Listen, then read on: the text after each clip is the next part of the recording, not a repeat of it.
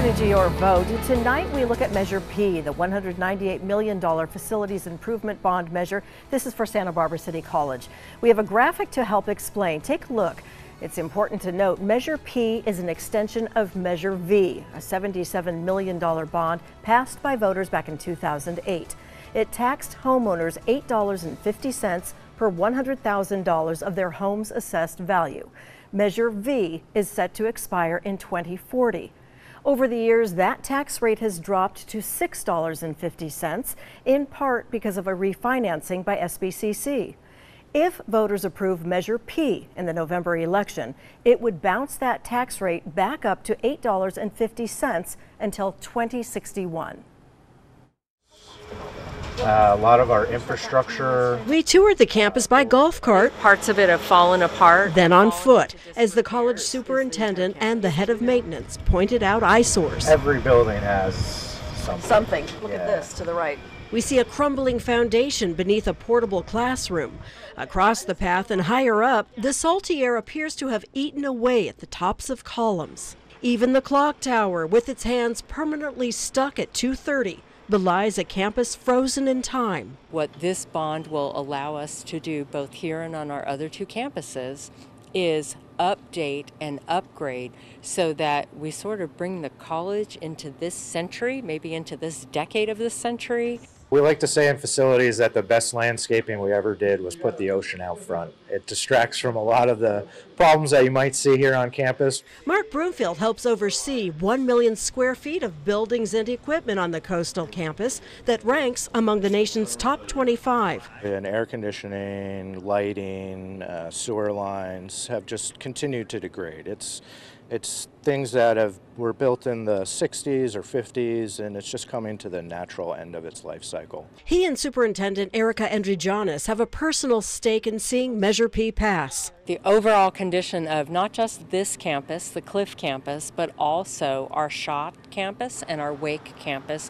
all three, is really bad. We already paid to repair those same exact buildings in Measure V in 2008.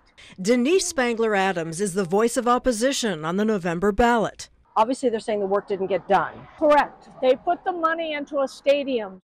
Adam calls it a bait and switch and says the same thing will happen with Measure P funds. I want you to know they've already contracted for a new PE building for $90 million. Across campus, more improvements are needed. I would say our top priorities are roofs, elevators, updating classrooms and classroom technology. So this is where we train students. First stop, the radiography lab, where students are trained to take x-rays. Some of this equipment goes back to before when I was the dean here, before 2000. Cost estimates here alone run well into the six figures. We are taken to other classrooms plagued with aging vents and ductwork, broken ceiling tiles, stains from a leaky roof, and no heat during the wintertime. There's no real comfort control. Rooftop air conditioners are way past their prime. The sheer scale of replacing water lines left drinking fountains dried up and covered up throughout campus. And a critical 60s-era backup generator is barely limping along when needed. Ideally, we would replace this. And what is the cost to replace a generator? Something like this is about $150,000. Restrooms throughout the 70-acre campus need upgrades as well. Much older than the 1960s.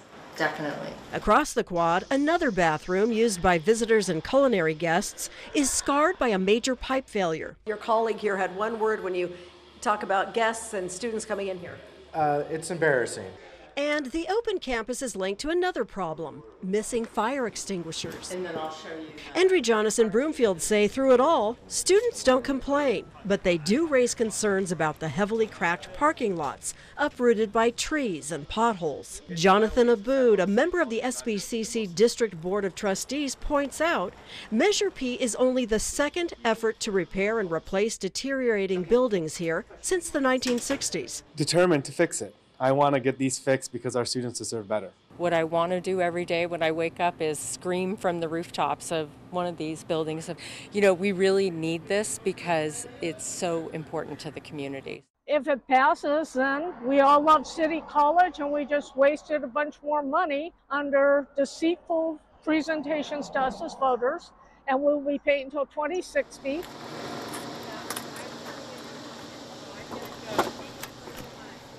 Santa Barbara City College admits less than 2.5% of Measure V funds years ago went to stadium press boxes, which also double as small classrooms. And yes, the college has put contracts in motion, they say, so work is ready to go if Measure P does pass.